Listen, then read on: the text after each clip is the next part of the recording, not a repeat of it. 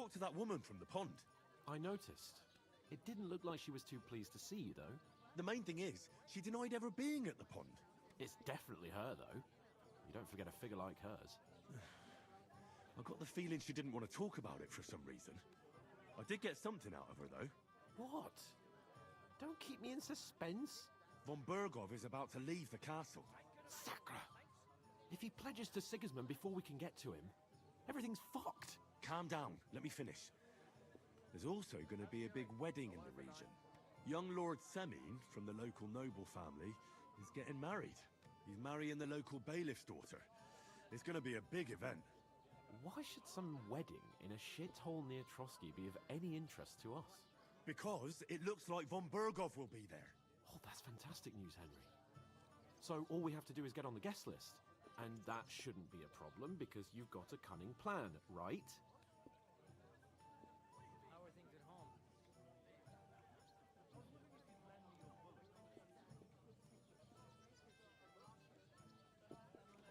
I'll come up with something. I hope so. You can't expect me to do the thinking for both of us all the time. We'll ask the locals and see. There's something else we have to sort out first. I spoke to the innkeeper. I noticed that too. We can work off our debt. All we have to do is carry a few sacks of flour from that cart to the pantry. If we both do it, we'll be finished in no time. Lug sacks? Are you yanking my noble pizzle? I'm serious. I can't work. I'm a noble. What if someone saw me?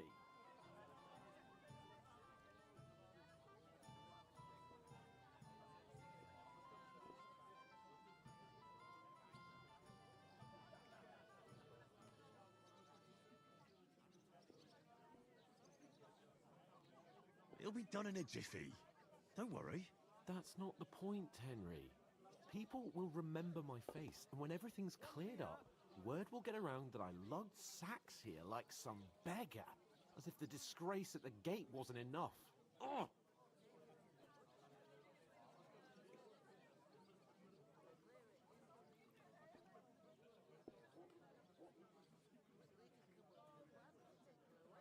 Work, your lordship, is an activity that all us common folk have to do when we need money. And it wouldn't hurt you for once either. Henry, haven't you ever heard of the 3 states of man? Would that be some aristocratic excuse? Not so fast. It's God's law. Oratoris, the priests who pray for us. Laboratoris, the plebs who shovel shit and pay taxes. And Bellatoris, the warriors who protect the ones on their knees or in the fields. Now, which am I? So if you find me a sword, I can get to work. But wield a pitchfork or carry sacks? That's against God and nature.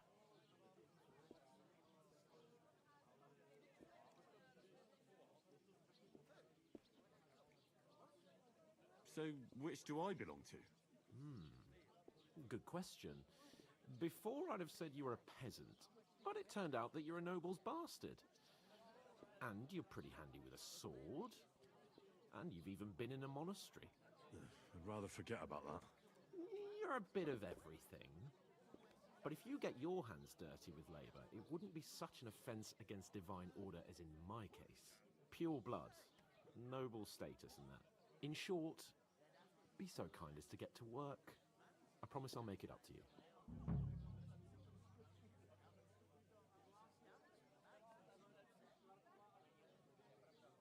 Are you really not going to help me? It's just a couple of sacks. Come now, Henry. What did I tell you about Bellatoris and the natural order of the world? I simply cannot carry sacks.